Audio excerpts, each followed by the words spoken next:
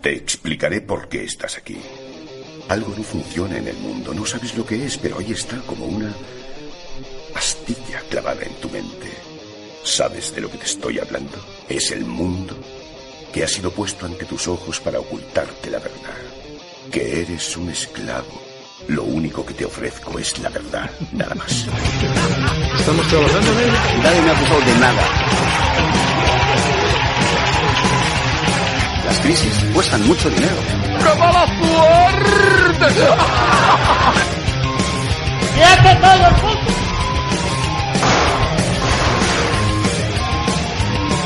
¿Y eso lo consideramos un saqueo? No, eso es el mercado, amigo.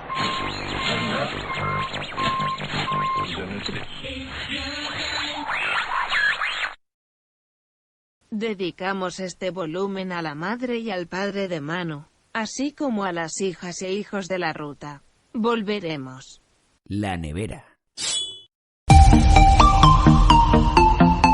Hemos vuelto, compas. Estáis escuchando el volumen 23 de La Nevera. El fucking volumen 23. Vamos. Bueno, compas, me siguen llegando mogollón de críticas hacia el programa. De que si tartamudeo, de que si no hablo bien, de que si me pongo muy serio durante la entrevista. El amigo que me dijo que no leyera, ese que habéis escuchado al principio, que dice que no le enviamos audios tan largos. Ese es el que me dice que no lea. Pero vamos a ver, si he hecho una entrevista tendré que leer, ¿no?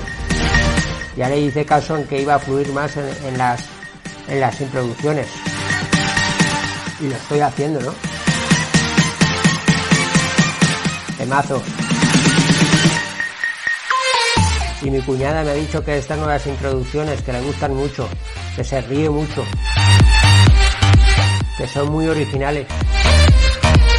Pero bueno, tampoco estamos aquí para hacer reír a la peña, ¿no? Unos porque se ríen mucho, otros porque me pongo muy serio, no sé, al final me están poniendo de los putos nervios. Pues nada, compa, ¿cómo estamos, no? Socialmente hablando, digo, y políticamente.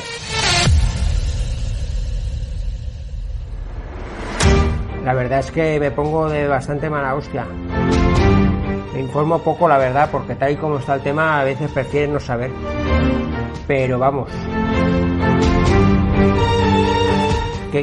los sectores más rancios de la sociedad, los sectores más conservadores, más reaccionarios, estén hablándonos a nosotros de libertad de expresión, cuando eso ha sido ya me estoy trabando, compas, y eso que no lo tengo escrito, esto es un freestyle. Los sectores más conservadores de la sociedad, los sectores más reaccionarios, estén reivindicando la libertad de expresión cuando eso ha sido una reivindicación popular, una reivindicación de la clase obrera.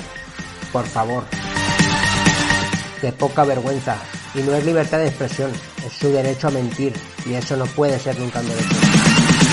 La verdad es revolucionaria. En los tiempos de la mentira, la verdad es revolucionaria. Como decía Orwell, en tiempos del engaño universal, decir la verdad es un acto revolucionario. Esto sí que lo he leído, compas, no os voy a mentir. Mentirosos profesionales defendiendo su derecho a la libertad de expresión, que en realidad es su derecho a la mentira, y el derecho a la mentira no puede existir. ¿Cuánta gente ha luchado por decir la verdad y se ha comido años de cárcel por defender la verdad? Para que esta peña ahora nos esté diciendo lo que es la verdad. Bueno, compas, no os quiero aburrir, ni me quiero poner de mala hostia. De lo que más tengo ganas de cuando acabe el confinamiento es de volver a salir a la montaña, de respirar un poco de aire fresco. Pero las últimas veces que he salido a la montaña, he encontrado gente de la que me tenía que apartar del camino para que ellos pasaran. Gente con mucha prisa. No lo entendía muy bien, compas. Y vamos a la montaña a escapar de la competitividad, del mundo industrial este que que nos somete, de toda la tecnología que artificializa nuestras vidas, de toda la vida administrada, y vamos al monte y ¿qué nos encontramos? A gente que nos lleva toda esa competición y vida administrada y tecnología artificial al monte, a la naturaleza. ¿Nos estamos volviendo locos o qué, compas? Estoy hablando mucho hoy. Pero nada, de eso va el programa de hoy. La nevera volumen 23. Hoy, en la nevera, Pablo Batalla Cueto, la virtud en la montaña, vindicación de un alpinismo lento, ilustrado y anticapitalista.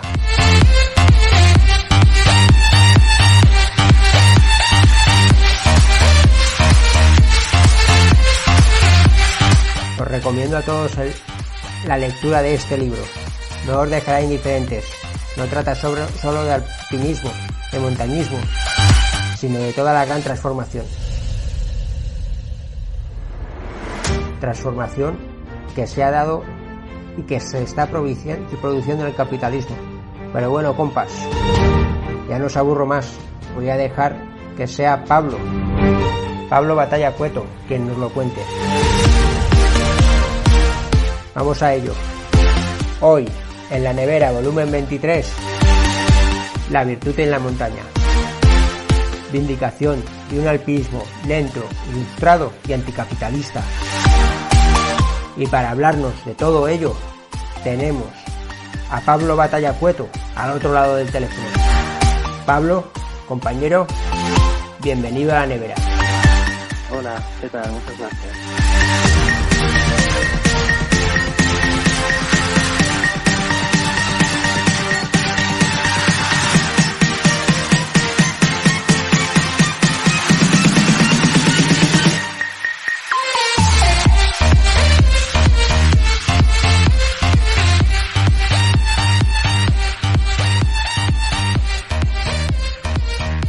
Pablo, ¿cómo surge la idea de escribir La virtud en la montaña?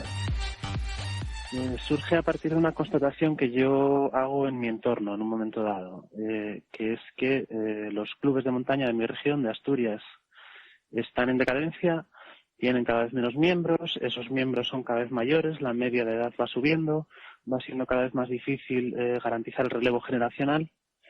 Y, sin embargo, al mismo tiempo, está sucediendo que hay toda una serie de carreras, de maratones, de pruebas competitivas, individualistas y competitivas, que llenan la montaña, que tienen cada vez más solicitudes, que tienen incluso que organizar sorteos para repartir plazas entre un número muy grande de personas para un número muy reducido de plazas. Ya digo, llenan la montaña, la llenan de gente muy joven, pero la llenan de una manera distinta a como la llenaban los viejos clubes de montaña que yo había conocido, grandes, prósperos y muy activos, ¿no?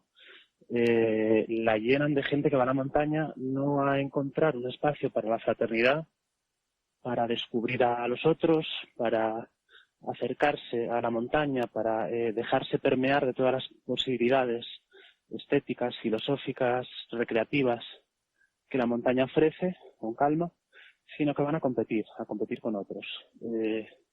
Yo veo en eso la expresión de un cambio de época mucho más general, que se manifiesta de esa forma en la montaña, pero que se está adueñando de todos los otros espacios en los que desenvolvemos nuestra vida, que es el auge de una forma de comportarse, de una forma de subjetivarse y de comportarse en sociedad que es funcional al capitalismo neoliberal, a esta fase del capitalismo en la que nos encontramos desde la contrarrevolución neoliberal de Margaret Thatcher y Ronald Reagan en los años 80. Un individuo competitivo que se concibe a sí mismo como un empresario de sí, un empresario de su propia marca, y ve a todos los otros seres humanos como rivales en una despiadada carga social, en un despiadado darwinismo social que nos obliga a estar permanentemente compitiendo. Esa es un poco la idea, ¿no? Yo llevaba tiempo antes de esto pensando en escribir algo sobre montaña, sobre montañismo, que es una pasión que yo tengo desde pequeño, y a partir de esta constatación es como yo descubro la manera de hacerlo, ¿no? Y de ahí viene el libro. Bueno, has titulado, como ya hemos dicho, el libro La virtud en la montaña, vindicación de un alpinismo lento, ilustrado y anticapitalista. ¿Y a qué te refieres con estos tres conceptos, lento, ilustrado y anticapitalista? En primer lugar, lento porque otro de los rasgos dominantes de nuestro tiempo, de nuestra época, es la aceleración de todas las cosas, la velocidad. Como parte de esa despiadada carrera social en la que nos instalamos, se nos obliga también a ser cada vez más rápidos en todo lo que hacemos. No solo más rápidos, sino todo el campo semántico, por así decir, relacionado con la velocidad, ¿no? Más efectivos, más productivos, hacer más con menos, etcétera, ¿no? Todo se acelera el transporte, se aceleran las comunicaciones, se acelera la comida, ¿no? Por ejemplo, pues ya nadie se pasa una mañana entera meciendo un cocido, ¿no? Triunfan alimentos precocinados, alimentos baratos y de ingesta rápida que no nos obliguen a pararnos durante un tiempo a comerlos y a disfrutarlos, ¿no? Sino que nos concebimos a nosotros mismos casi como máquinas que simplemente se enchufan el aporte de gasolina que necesitan rápidamente para seguir funcionando, para seguir produciendo, ¿no? Ya no hay esa cultura del disfrute tranquilo y sosegado de la comida. Pasa incluso en la montaña. En la montaña uno va viendo que incluso compañeros amateur que están simplemente dándose un paseo por algún espacio natural comen pastillas, comen geles, ¿no? Comen toda esta clase de alimentos astronáuticos, por así decir, que significan eso, ¿no? Una ingesta rápida de nutrientes que uno no paladea, ¿no? Que uno no disfruta.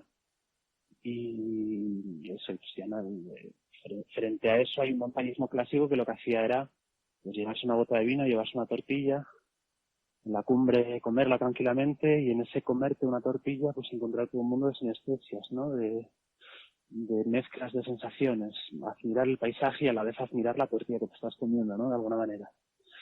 El montañismo clásico, el montañismo de los grupos de montaña o también de la gente que iba sola a la montaña o con amigos, pero iba de otra manera, no iba a competir, también era un montañismo lento, un montañismo sin prisa, ¿no? Tú ibas atento a eso, a disfrutar de todas las posibilidades que la montaña te ofrecía, en lugar de proponerte llegar lo antes posible e irte lo antes posible de la montaña, ¿no? La gente no iba a someter la montaña, a pisar la montaña, a conquistar la montaña, sino a dejarse conquistar por ella. Y eso significaba también la paciencia, la lentitud. Entonces eso por el lado de lo lento, ¿no?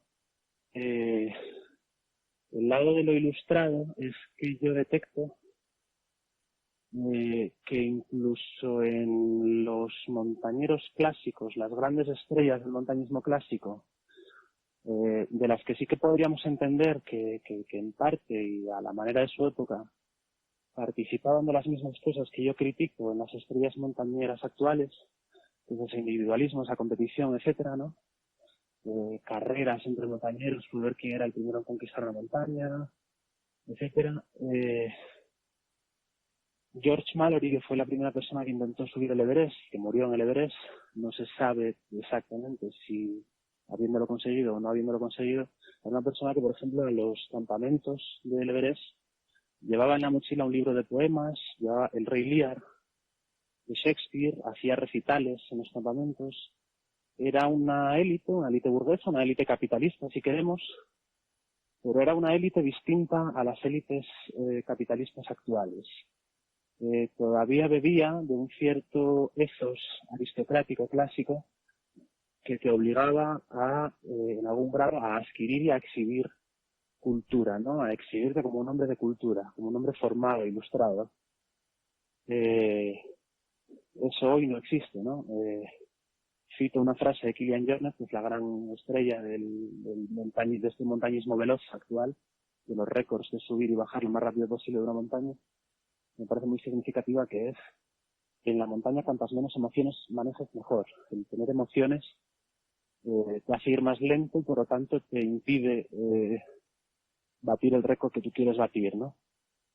Yo me doy cuenta de que eso, de que incluso las propias élites capitalistas están cambiando y en la actualidad vivimos inmersos también en una enorme crisis de las humanidades, por la cual las humanidades cada vez son menos prestigiosas, incluso sucede que se están eliminando carreras humanísticas en las universidades y a nadie se le exige ya ese conocimiento humanístico, ese conocimiento artístico, esa sensibilidad poética que en aquel entonces sí que tenían incluso las élites y que te obligaban pues eso a exhibir cultura, y en la medida en que la adquirías para exhibirla eso te transformaba, ¿no?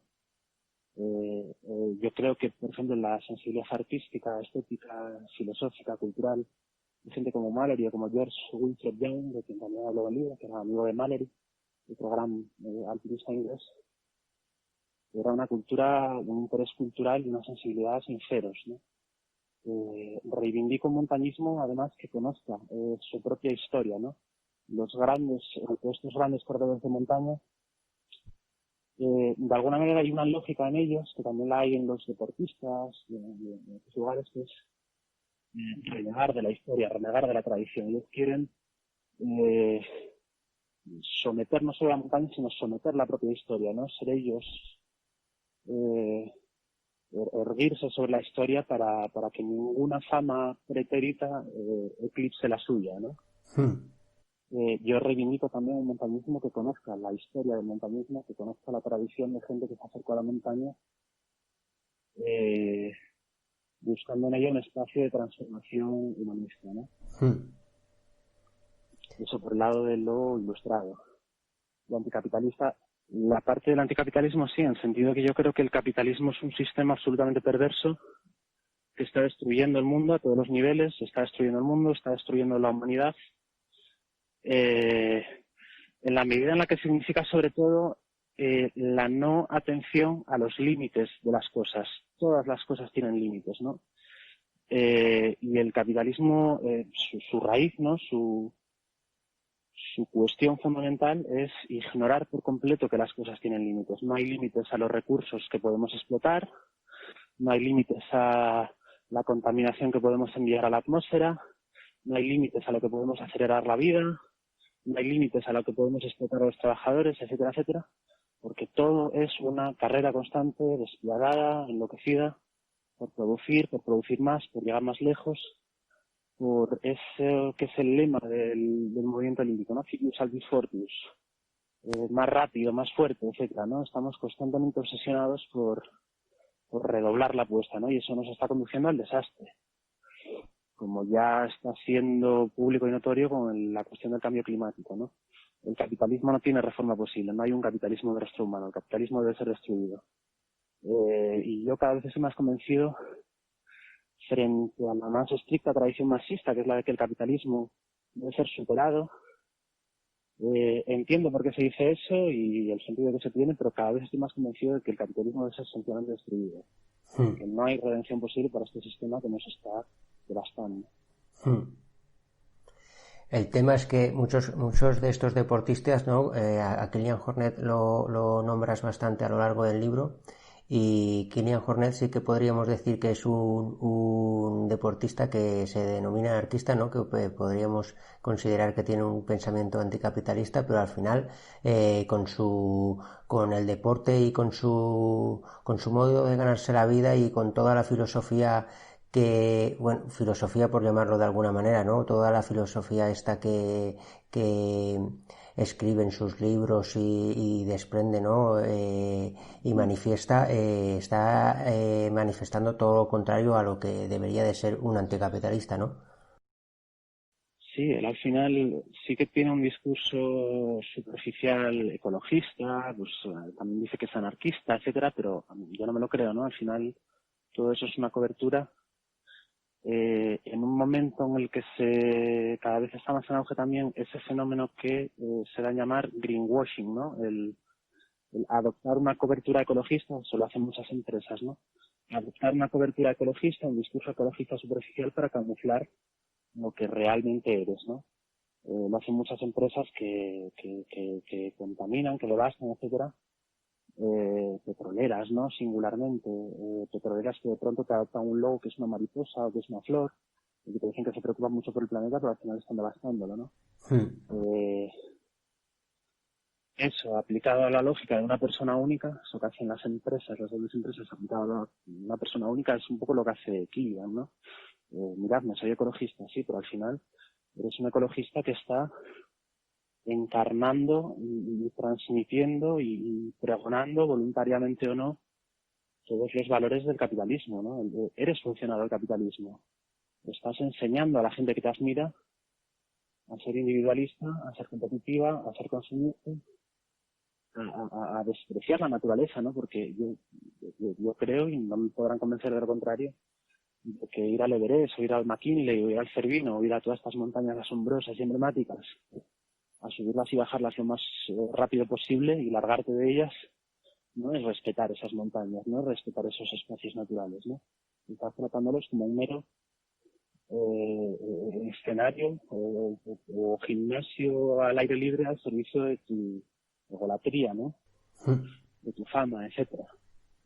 Bueno, está convirtiendo la naturaleza como una autopista, ¿no? Un sitio de paso, un no lugar, un sitio al que vas y vienes pero que no te paras.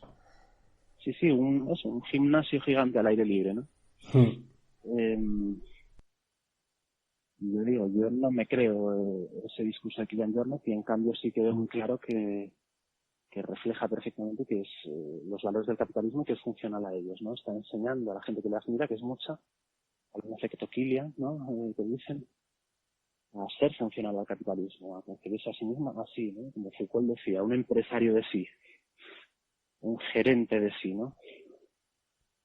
Y hay momentos como muy significativos de Jornet, ¿no? Yo pongo el ejemplo este momento en el que a él y a su novia, Emily Forsberg, los atrapa una tormenta en el Mont Blanc mientras están subiéndolo a toda velocidad. Ellos van con unos pantaloncitos cortos y unos playeros y una camisetita y nada más para poder subir y bajar lo más rápido posible. Los agarra una tormenta, que sabes que en el Mont Blanc sucede con mucha frecuencia, pues un lugar en el que el tiempo es bastante inestable. Se quedan ahí atrapados y tienen que llamar a la gendarmería de montaña para que vaya a rescatarlos, ¿no? Movilizando a un escuadrón de gendarmes para que los rescaten, ¿no? Cuando, bueno, hay que ser responsable con esto también, ¿no? Los gendarmes a veces también mueren en los rescates, están arriesgando su vida por salvarte cuando tú has sido tremendamente irresponsable, ¿no? Has ido a la montaña sin el equipo necesario para adaptarte a todas las condiciones posibles cambiantes de la montaña. De hecho, en Chamonix han llegado lo cuento en el libro, han llegado a prohibir la subida al Mont Blanc si no es con una lista larga de material, ¿no?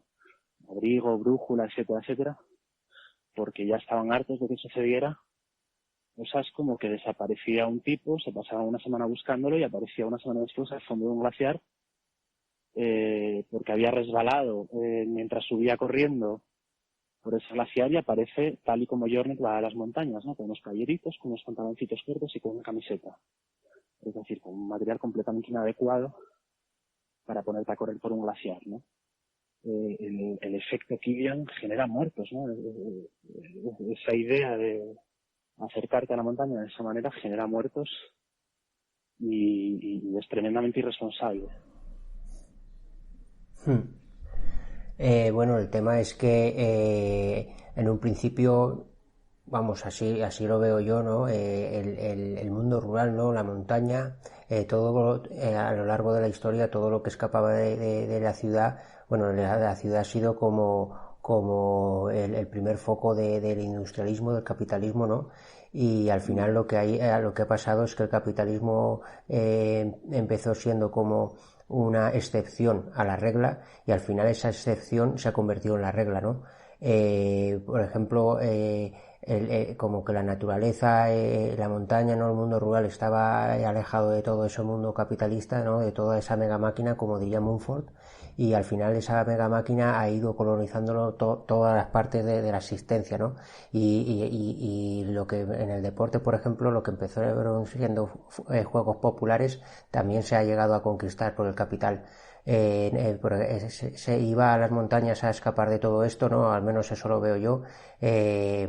y al igual que los juegos, ¿no? Los juegos escapaban de toda esta dinámica del capitalismo, y al final a los juegos empezó a ponerles reglas, empezó a ponerles competición, y hasta acabar con el mismo juego, hasta a hacer un elitismo del juego, que es el deporte de competición hoy en día, ¿no?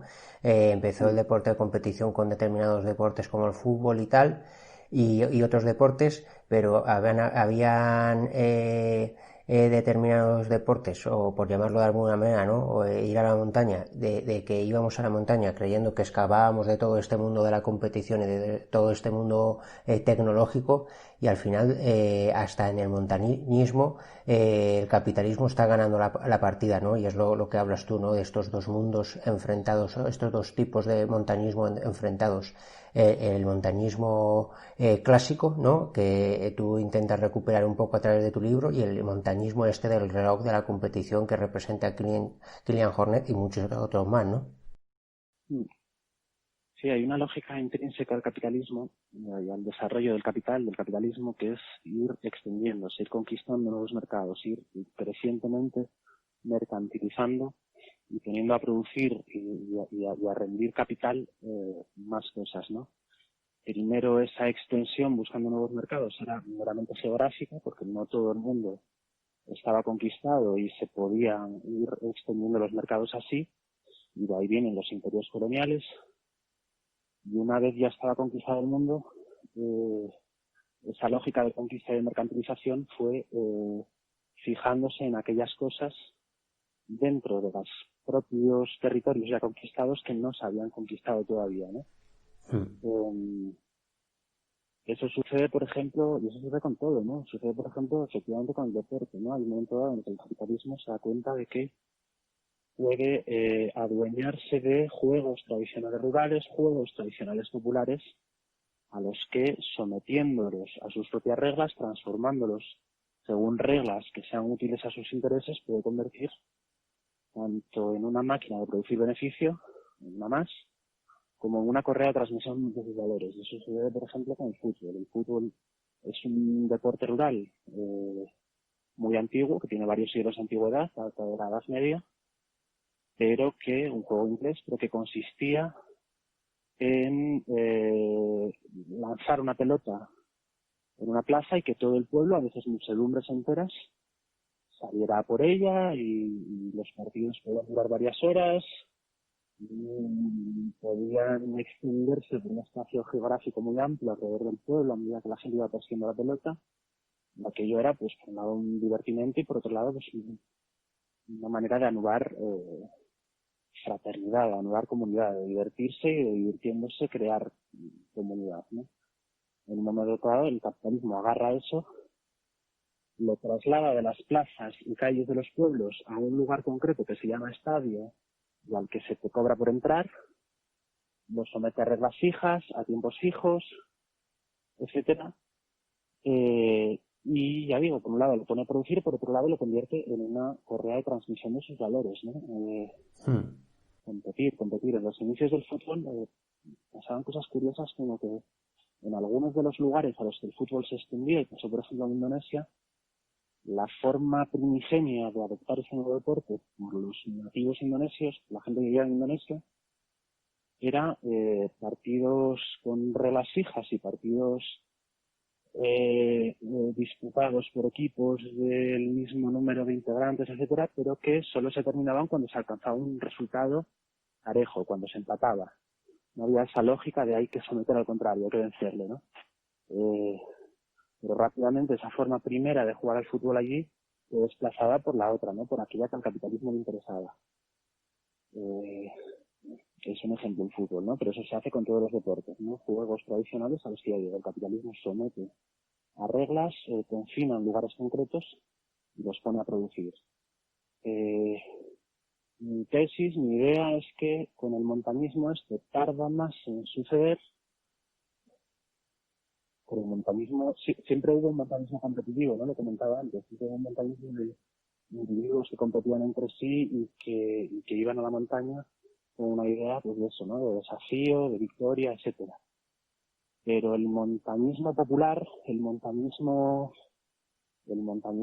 amateur, El montañismo de la persona que agarraba una mochila de un palo y salía a la montaña no estaba sometido a esas lógicas. El capitalismo ha tardado en adueñarse de ese montañismo popular, pero lo está haciendo ahora a través de todo este mundo es mi idea, ¿no? A través de todo este mundo de carreras, de maratones, de pruebas competitivas que cada vez reúnen a más gente, cada vez desplazan más a la gente que va a la montaña buscando otras cosas. A mí me contaba, por ejemplo, la gente del Vetusta de Oviedo, que en una ocasión se dispusieron a hacer una ruta por un paraje, no me acuerdo cuál, de la provincia de Soria, y cuando echaron a andar por el camino correspondiente se encontraron con una persona que vino a broncarles haciendo grandes aspavientos porque no podían estar allí, porque se estaba celebrando una carrera y esa carrera había alquilado, había comprado, había pagado por celebrarse en ese camino en el que no podía haber nadie que estorbase, ¿no? Ellos habían comprado ese camino, lo habían alquilado, era suyo porque lo habían pagado. Y eso desplazaba a cualquier otra persona que fuera a ese camino buscando otras cosas. Así como el montañismo del mero caminar no desplaza a otros, dos personas por un camino no les molesta encontrarse con otras dos, sino que pues, muchas veces todo lo contrario, te gusta encontrarte con otros, charlar con ellos, conocerlos, pero este montañismo autor sí que desplaza a otros. Y yo veo, pues eso, una lógica creciente por la cual, ya digo, estas formas competitivas de adueñarse de la montaña van creciendo y van desplazando ya no solo al montañismo de élite, sino al montañismo popular. Lo cual, pues eso, es una lógica terrible, ¿no? Pasan cosas en estos tiempos como el dopaje amateur. Lo cuento en el libro también, estamos en un momento en el que el negocio del dopaje ya no está tanto en el deporte profesional, donde el dopaje ya está muy, muy controlado, muy, muy vigilado, y aunque sigue produciéndose es muy difícil, y cada vez los más, colarlo, ¿no? Y en la medida en que pasa eso, el negocio del dopaje ha ido desplazándose hacia las carreras populares, las maratones, etcétera, ¿no? No me acuerdo exactamente de la estadística, pero el porcentaje actual del negocio del dopaje que corresponde a eso, a maratones amateur, a carreras populares, pues no recuerdo si era algo así como el 40% ya, ¿no? La gente se dopa para ganar estas carreras que a veces no tienen ni siquiera un premio en metálico, sino que es simplemente doparte para ganar, para puramente ganar, para poder decir que ganaste esa carrera, incluso aunque no te reportara ningún beneficio económico. Ya digo, ¿no? El capitalismo se está adueñando de la montaña. Tardó más en hacerlo que la rapidez con la que se adueña de otros deportes, de otros juegos, de otras formas de recreación, pero ya lo está haciendo. Sí, este ejemplo que has puesto del running, ¿no? en el monte, ¿no? Que desplaza al senderista, ¿no? Es lo que dices tú, ¿no? En el libro es un buen ejemplo para una buena muestra para lo que dices tú en el libro, ¿no? Que la velocidad cumple todas las características del totalitarismo. Hablas de un fascismo velocitario, ¿no? El totalitarismo lo que hace es que todo lo que no puede entrar dentro de él es necesario eliminarlo, ¿no? Y esto es lo que hace las carreras de montaña, y el totalitarismo velocitario, de que si tú no estás a su misma velocidad tienes que apartarte. Sí, es una idea que tomo de un filósofo alemán muy interesante, se llama Hartmut Rosa, que publicó un librito sobre esto en la editorial Katz, un libro sobre la aceleración del mundo contemporáneo.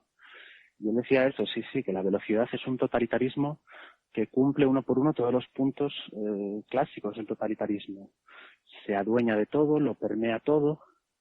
Y eso lo vemos, pues ya digo, ¿no? Que la velocidad, que cada vez se nos exige ser veloces, y cuanto más veloces mejor, y cada vez más veloces en absolutamente todos los ámbitos de la vida, ¿no?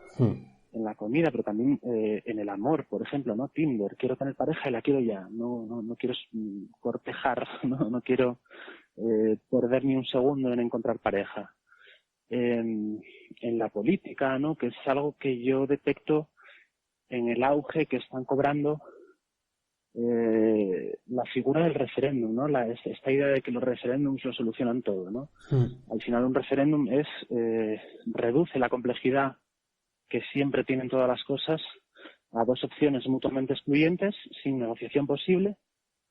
Se vota y la que gana, aunque gane por un voto, va a misa, ¿no? No hay negociación, no hay deliberación, no hay eso que sucedía en la polis clásica griega, helénica, que era que en el ágora las cosas se discutían, se deliberaban, y la deliberación solo terminaba cuando había unanimidad, ¿no? Cuando se había convencido a todo el mundo de una opción que satisficiera a todos, ¿no? Suficientemente. Ya no se delibera, ¿no? Esta decisión hay que tomarla ya, votemos, y la que gane, aunque sea por un voto, va a misa, y esa otra mitad que ha perdido, pues que se fastidie, ¿no? Y sí, el fascismo velocitario, este totalitarismo de la velocidad, se adueña de todo, y parte de ese adueñarse de todo es expulsar a todo aquello que no consigue conquistar, ¿no? Expulsarlo y en esa expulsión matarlo de hambre allá donde es arrojado, ¿no? Efectivamente, sí. Estás escuchando La Nevera. También lo que veo que ha pasado, ¿no?, que tú también recoges en el libro, es que, bueno, recoges una frase de un autor que dice que el deporte se ha convertido en el único proyecto de una sociedad sin proyecto. Lo que veo yo también, ¿sabes?, es que, por ejemplo, en los años 20, 30, con un movimiento obrero tan fuerte como el que ha habido, al menos en el Estado español, como que la gente sí que tenía unos proyectos políticos, ¿no? Unas metas colectivas. Y lo que ha pasado es que se ha ido administrando tanto nuestra vida a lo largo del siglo XX que al final lo vemos ahora con esto del coronavirus, ¿no? ¿Qué podemos hacer nosotros para parar el coronavirus? Bueno, a lo mejor el ejemplo del coronavirus no es el mejor ejemplo, pero con otras muchísimas cosas, ¿no? Esto, al final tenemos una vida tan administrada que lo único que nos dejan hacer es ir a nuestro trabajo, si es que podemos llegar a tener un trabajo, trabajar y volvernos a nuestra casa y después consumir. Y lo que nos han privado es de esos proyectos colectivos sociales y políticos, ¿no? Y cuando una sociedad vive sin proyectos, al final lo que el capitalismo te da es sus propios proyectos, y lo que hacen es adoctrinarnos a través del deporte, o que eso luego les sirve para el nacionalismo, para la guerra. O si no, otra de las cosas que no nos hacia la que nos conducen es la competición contra los otros, o al final la competición contra ti mismo, que es lo que pasa ahora mucho con el tema este del running, ¿no? De correr. Yo me acuerdo que iba a correr por aquí, por el pueblo en el que vivo, y me encontraba con gente que yo no sabía quiénes eran, porque parecían ninjas de cómo iban vestidos. Y luego me los encontraba por la calle y me decían, que el otro día te vi corriendo. Y digo, pues yo no te vi. Y me dice, es que no me reconocerías. Y luego hablabas un poco con ellos y te decían, y lo tenían todo calculado, que es algo que tú también hablas en el libro, ¿no? Y ellos me preguntaban, ¿y tú qué haces? Y digo, pues yo me voy a correr 20 minutos y vuelvo a mi casa. Yo no sé ni cuántas calorías quemo, ni nada de nada. Digo, eso para mí es un mundo que no sé. Y eso es lo que está pasando, ¿no? Eso es algo que yo también relaciono con este último que comentabas, ¿no? Con la crisis de las humanidades, en el sentido de que el montañero ahora, cada vez más, lo que recuerda y lo que cuenta y lo que transmite de sus excursiones no es humanístico, no es pues una serie de experiencias estéticas. He pasado por tal sitio, he visitado tales lugares, contemplado tales paisajes preciosos, sino que lo que cuenta son cifras. Lo que transmite de su experiencia en la excursión que ha hecho son parámetros numéricos, efectivamente, ¿no? Las calorías que gastó, los kilómetros que hizo, la velocidad media. Hay aplicaciones que incluso te miden los pasos que das, el tiempo que has estado en movimiento, el tiempo que has estado parado, etcétera, etcétera, ¿no?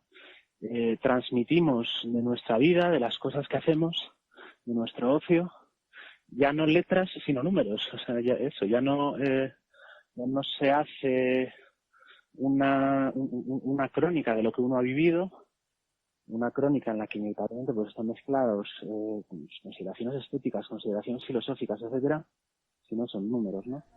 Y respecto a lo que comentabas primero, ¿no?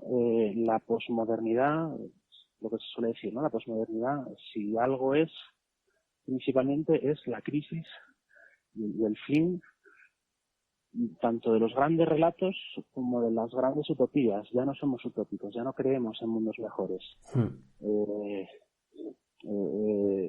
Simplemente vivimos en una especie de presente eterno, de presente continuo, de presente constante, en que no hay pasado, no hay futuro, y simplemente vivimos al día, carpe diem, que es un lema también muy del momento, y simplemente déjate llevar, y sé tú mismo, ¿no? Todas estas cosas que también se dicen en los libros de autoayuda, etcétera. Sí. No hay grandes relatos que nos expliquen el mundo,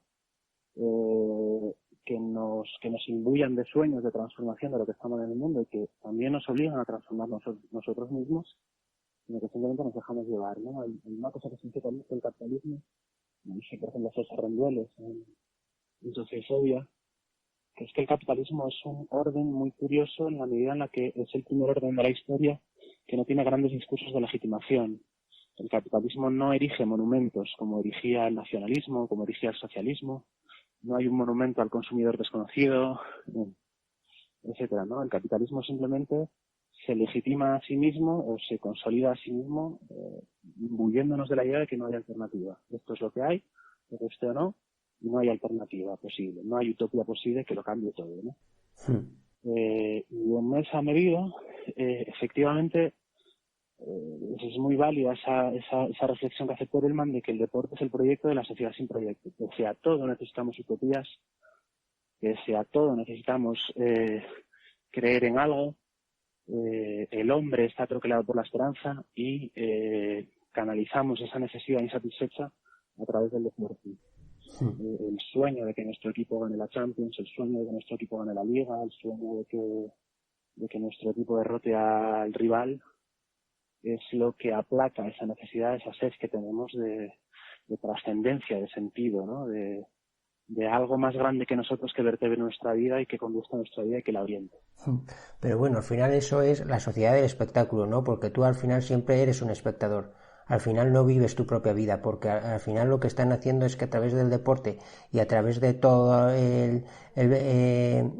el cine y de toda la cultura esta que han creado el capitalismo, es lo que estás haciendo es vivir tu vida a través de la vida de los demás, porque a ti te han negado vivir tus propias experiencias y tienes que vivir, ¿sabes? Porque tú al final acabas siendo un espectador y lo que te dan son dosis de experiencias de otros, no de las tuyas propias, y experiencias que claro, experiencias que no cuestiones nada. Por ejemplo, el tema, ahora estaba pensando también lo del tema de los libros, ¿no? Los primeros libros fueron de viajes y tú recoges muchos libros del montañismo clásico, ¿no?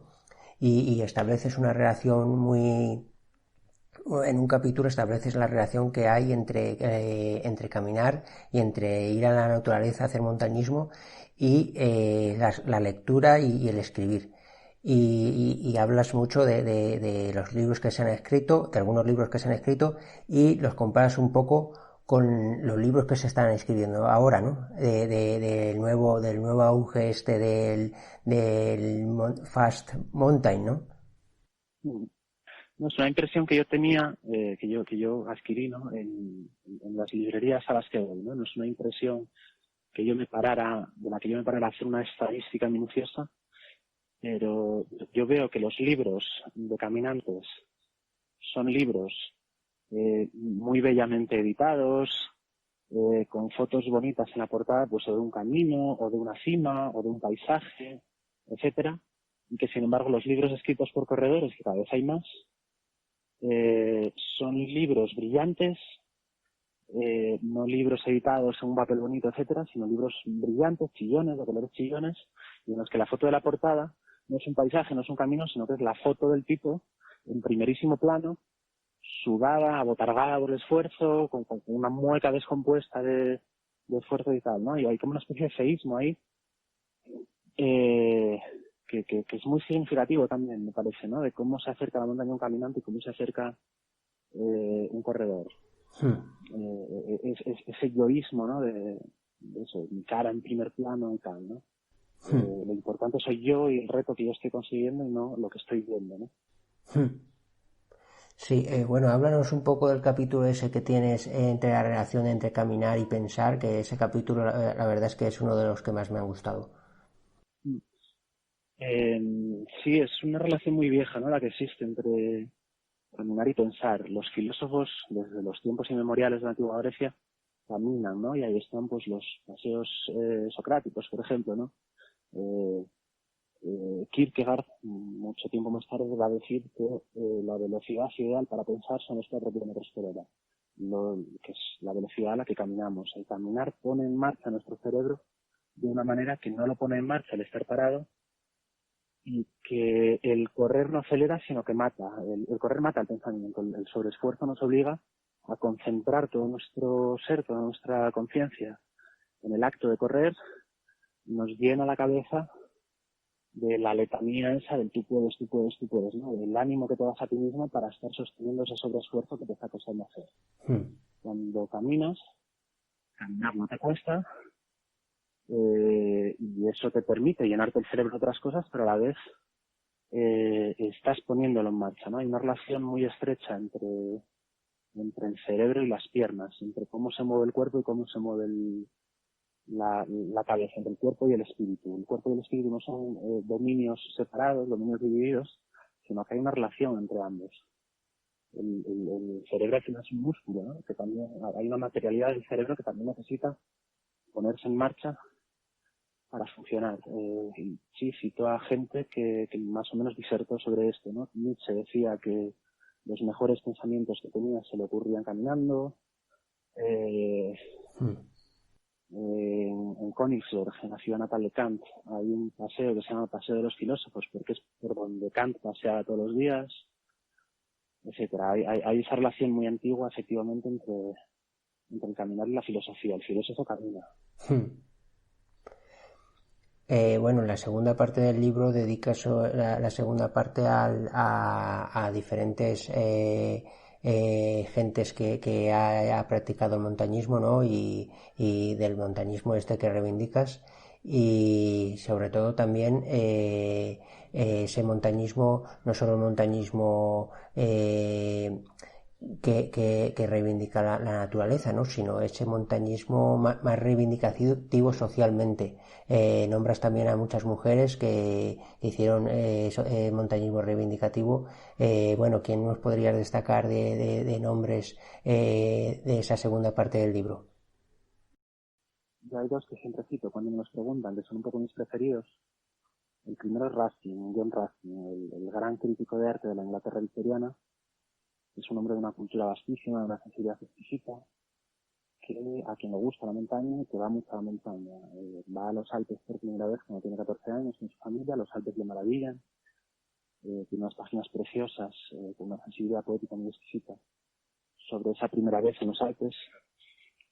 Me interesa porque es un hombre que va a la montaña buscando absolutamente todas las posibilidades que la montaña ofrece. No hay ninguna que no le interese. Es uno de estos hombres del Renacimiento que a los que todo les interesa. Les interesa la poesía, ¿no? La posibilidad de extraer de la montaña esos goces estéticos y esas posibilidades líricas y tal. Le interesa también, por supuesto, el arte, como crítico de arte que es, y tiene páginas muy interesantes sobre la pintura de paisajes montañosos, cómo tiene que haber una verdad de la impresión y una verdad de la forma para que el cuadro paisajístico sea certero, sea bueno. Tiene que transmitirte lo que se ve, pero también las impresiones que genera lo que se ve en quien lo está viendo. Pero también le interesa la geología, que es algo que también pasa hoy, ¿no? Nos hacen o de ciencias o de letras, e incluso dentro de las ciencias o las letras, de una pequeñísima porción de las ciencias o las letras en las que somos expertos, pero somos ignorantes para todo lo demás. Todo lo demás no nos interesa, ¿no? Solo nos interesa nuestra pequeña parcelita de expertise, ¿no? A Ruskin le interesaba todo, y le interesaba también la geología. Se fijaba mucho en las formaciones rocosas que veía y en sus escritos sobre montaña, y los tiene preciosos. Y singularmente uno se llama On Mountain Beauty, de la belleza de las montañas, hace descripciones, dibujos y descripciones muy precisas de las formaciones rocosas que ve, pero también le interesa la botánica, describe las flores que se encuentra, porque las flores de la montaña son más bonitas que las del llano, cuáles son sus preferidas, se tira párrafos y párrafos describiendo una pequeña flor. Pero también tiene una mirada política, y él cuando va a los Alpes y se topa con la miseria de los campesinos suizos, que en aquel entonces están afectados de bocio, de cretinismo, de toda una serie de enfermedades producto de la mala alimentación y de la miseria, se fija en ello y lo denuncia. Es algo que yo bromeo en el libro, pero lo bromeo muy en serio, que es que cuando tú vas corriendo por un camino, no te fijas en esas cosas. Te fijas en esas cosas, te fijas en la gente que vive en la montaña y en cómo es y cómo vive y tal, cuando caminas, cuando te paras a hablar con ella, etcétera. Que es algo que también hacía la Institución Libre de Enseñanza, a la que también le dedico un capítulo. La Institución Libre de Enseñanza llevaba a los niños a la montaña, llevaba a los niños a la naturaleza para hacer clases al aire libre, pero no les procuraba tan solo dotes estéticos, sino que los ponía a conocer y hablar con la gente que vivía en Guadarrama, con la gente que vivía en los pueblos, a que les enseñaban sus oficios, etcétera. Cuando vas corriendo no puedes hacer eso, ¿no? Y Ruskin se fija en eso, tiene una mirada política también, es un socialista cristiano que después va a influir mucho en Gandhi, en Morris, etcétera.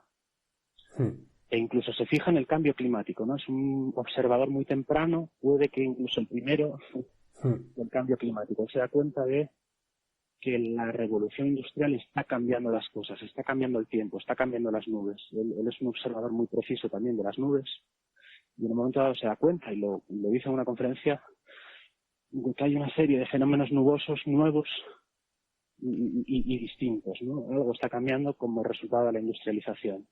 E incluso hay quien teoriza que se debió de dar cuenta ya, aunque no está completamente demostrado, de que los glaciares de los Alpes se estaban derritiendo. Empezaron a derretirse en 1850, él vive hasta finales del siglo XIX, y hay quien dice que es probable que un observador tan fino como él, eso no pudiera escapárselo, ¿no? Entonces, pues ya digo, me interesa Ruskin por eso, ¿no? Por esa mirada total, por eso buscar absolutamente todas las posibilidades de la montaña. Y por otro lado, me gusta mucho también el padre Alberto Maria de Agostini, que es un cura salesiano, italiano del Piemonte, de una zona montañosa, a quien en un momento dado destinan como misionero a la Patagonia, donde va a vivir toda su vida, y que también es un montañero porque se crió en una zona montañosa y le gusta mucho la montaña, que va a recorrer toda la Patagonia, va a ser el primero en subir varios picos, va a cartografiar zonas que no estaban cartografiadas, etcétera, y que en un momento dado se va a topar con una realidad terrible que está sucediendo allí, que es el genocidio de los indios autóctonos de la región, de los indios Selknam, a los que los estancieros ganaderos y los empresarios mineros europeos que se están estableciendo ya en la Patagonia están matando, están pagando mercenarios para que los maten, porque les estorban, ¿no? Al capitalismo, como comentábamos antes, le estorba lo que se interpone en su camino. En el camino de aquel primer capitalismo de los pioneros se interponían aquellos indios que les robaban las ovejas, que les provocaban disturbios, etcétera. Entonces pagan a mercenarios para que los maten, haciendo cosas como, pues, por ejemplo, dejar una ballena varada en una playa envenenada con estricnina para que cuando los indios corran a alimentarse de ella mueran, ¿no? Y de repente mueren 500 de una sentada. El padre de Agostini se toca con esto, lo denuncia, utiliza su posición, utiliza su prestigio en la región para denunciarlo, y no consigue pararlo, pero él lo intenta, él pone todo su talento, todo su prestigio al servicio de detener aquel genocidio. El conocimiento lo hace responsable, que es algo que mucho tiempo después lo hace el historiador, ¿no? El conocimiento nos hace responsables. Cuando tú te topas con una cosa así, con una de estas ignominias, tú tienes que responsabilizarte de ella y tomar partido contra ella. El padre de Agustín lo hace, y me interesaba mucho meterlo entre las semblanzas que hago en la segunda parte del libro, para transmitir que cuando yo digo que soy anticapitalista, cuando yo reivindico un montañismo anticapitalista, no estoy necesariamente defendiendo de manera estrecha un determinado modelo de anticapitalismo, no estoy haciendo un panfleto ni anarquista, ni comunista, ni socialista, sino que estoy reivindicando un anticapitalismo ancho, extenso, ¿no? En el cual también puede haber anticapitalistas de derechas. Este hombre era conservador, era evidentemente religioso, pero era un hombre anticapitalista, un hombre que estaba oponiéndose a las consecuencias del primer capitalismo. Es muy interesante meterlo por eso, ¿no? Por transmitir que hay muchas maneras de ser anticapitalista, y aunque no sea la mía, también hay anticapitalismos de derechas, ¿no? Conservadores, etcétera. Esos son los dos, un poco que yo siempre reivindico. Y luego otra cosa muy interesante que es lo de las mujeres, sí. Que podemos hablar si quieres. Yo descubro que siempre hubo mujeres montañeras, desde los mismos albores del alpinismo, y hablo, por ejemplo, de la primera mujer que sube el Mont Blanc, que es Henriette Deville, pero sobre todo descubro algo muy interesante, que es que la montaña ha servido a muchas mujeres para adquirir una conciencia feminista. Mujeres débiles, mujeres enfermizas, que en un momento dado van a las montañas, bien por recomendación de su médico, bien por iniciativa propia, buscando el aire saludable de las montañas. Un día salen a dar un paseo, aquello les gusta, van un poco más lejos, acaban subiendo una montaña y con el tiempo acaban convirtiéndose en grandes alpinistas de la historia. ¿Qué pasaba? Que era el encierro doméstico lo que las debilitaba, pero en cuanto salen de él, en la montaña se dan cuenta de que no solo no son débiles, sino que son tan fuertes o más que muchos hombres. Y después algunas de ellas utilizan el montañismo para como altavoz de una reivindicación feminista explícita. Y hablo, por ejemplo, de Annie Smith Peck, que es una montañera estadounidense, la primera mujer que subió al Cervino en pantalones, la primera que subió también varios picos de Perú, etcétera, y que en un momento dado clava la bandera sufragista, una bandera que dice Vote for Women, voto para las mujeres, en el Cerro Coropuna, en Perú, sabiendo que se va a generar un impacto periodístico y que la mera foto de esa bandera colocada por una mujer en la cima de una montaña dificilísima va a demostrar por sí misma, una imagen vale más que 1000 palabras, que las mujeres no son el sexo débil, sino que son tan fuertes como el otro. Bueno, y has recogido la historia de las cholitas escaladoras, que es una historia que me ha gustado mucho, y esta mañana he visto que estuvieron en diciembre de 2019 aquí en el Estado español. ¿Quiénes son las cholitas? Sí. Pues eso es otra historia preciosa. Son unas mujeres bolivianas, indígenas, que trabajan en los campamentos base de las montañas más emblemáticas del país, de Bolivia, como cocineras, como porteadoras, etcétera, pero nunca llegan más allá de cierta altura, más allá del último campamento. Y en un momento dado dicen, oye, hemos estado en estas montañas miles de veces, pero nunca nos hemos puesto a subirlas, ¿no? ¿Por qué no las subimos? Las suben, aquello les apasiona, aquello les gusta, y empiezan a subir otras montañas. Suben montañas por todo el país y después van incluso a otros países, ¿no? Van a la Concagua, van a ir al Himalaya, etcétera. Son mujeres que, pues un poco lo mismo, ¿no? Que 2 siglos antes, estas mujeres que comentaba antes, descubren a través del alpinismo, del montañismo, su propia fuerza, toman conciencia de sí misma y al final acaban utilizando el montañismo como caja de resonancia de reivindicaciones tanto feministas como indigenistas. Ellas suben las montañas en sus trajes tradicionales y en las cumbres que hacen clavan la huifala, que es la bandera de los indígenas bolivianos. Sobre todo, ya digo, es preciosa esa historia, ¿no? La historia de cocineras, es decir, no solo mujeres, sino trabajadoras, clase trabajadora, que a través de la montaña descubre cosas y toma conciencia de sí misma y acaba convirtiendo las montañas en un espacio para la reivindicación. Pues muy bien, pues Pablo, lo vamos a ir dejando aquí. Decirte que me ha gustado mucho el libro, me ha parecido un libro muy valiente, porque pienso que tal y como está el tema de todo este deporte y que todo el mundo está haciendo kilómetros a diario y superándose, pero yo lo veo más compitiendo contra sí mismo, ¿no?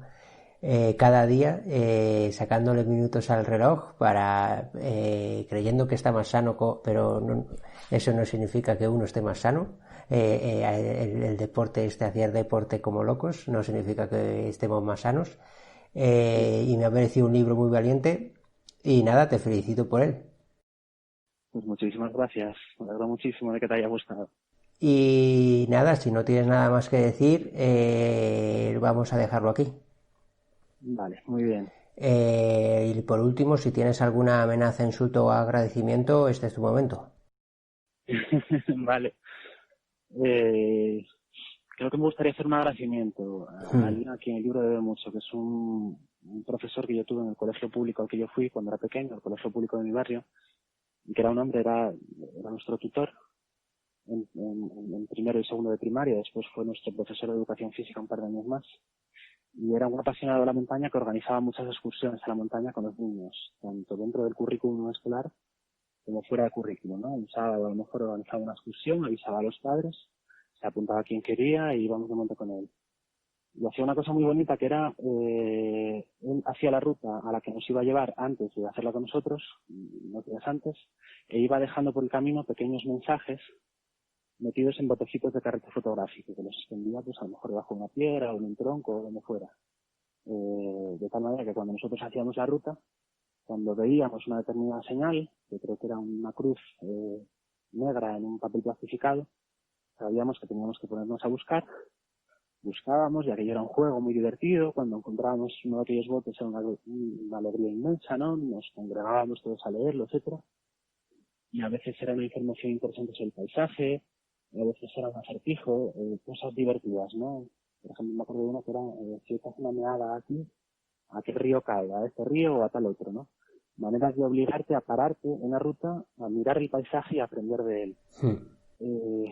Yo en la afición montañera que tengo, se la debo fundamentalmente a dos personas, a mi padre, que me empezó a llevar cuando yo era muy pequeño, y a este hombre, ¿no? A este profesor que teníamos en el colegio, y que yo creo que es el origen remoto de este libro, ¿no? La persona que me enseñó, que me instruyó en la mirada que yo transmito en el libro. Entonces, mi agradecimiento va para él. Muy bien. Como hay una frase que recoges de alguien en el libro que dice que la vida es la infancia y el resto es vivir experiencias que te recuerdan a la infancia, ¿no? Sí, justamente. Pues nada. Miramos el mundo una sola vez en la infancia y el resto es memoria. No me acuerdo quién era, pero sí es una frase. Sí, una frase muy bonita. Pues nada, con esta frase nos quedamos.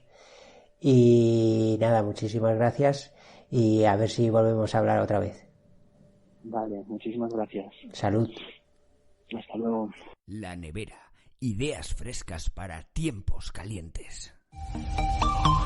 Bueno, compas, hasta aquí el volumen 23 de La Nevera. La virtud en la montaña, no lo olvidéis, compas, de Ediciones Rea. Pablo Batalla Cueto. Alpinismo lento, ilustrado y anticapitalista. Es de los nuestros, compas. Bueno, no me quiero despedir antes sin agradecer a mi amigo Serrano, que me ha hecho unas cuñas ahí para La Nevera muy frescas. Muchas gracias, compa.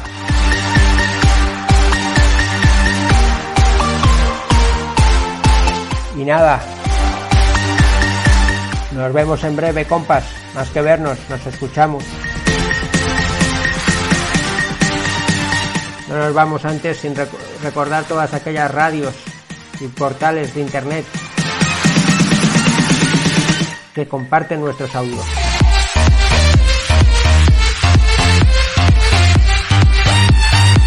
Un saludo para RSK desde Varna. Otro saludo para el Portal Vaca. Otro para Radio Bronca. Otro para nuestros amigos y amigas de Radioactiva. Otro para los compas de Radiópolis. Otro para Radio Utopía, La Peña. Otro para Radio Cuca. Y el último para Radio Almaina, desde Granada. Y nada, agradecerte a ti también que escuchas esto. A toda la peña que nos escucha por iVoox. A toda la peña que nos escribe. Y a toda la peña que me critica. Pero bueno, son críticas constructivas. Aunque luego se pasen 3 programas sin escucharnos. Diciendo la misma crítica que antes. Pero bueno, yo siempre les digo, enviármelo por audio y saldréis en la nevera, pero luego no lo hacen. Bueno, compas, no os aburro más. Salud.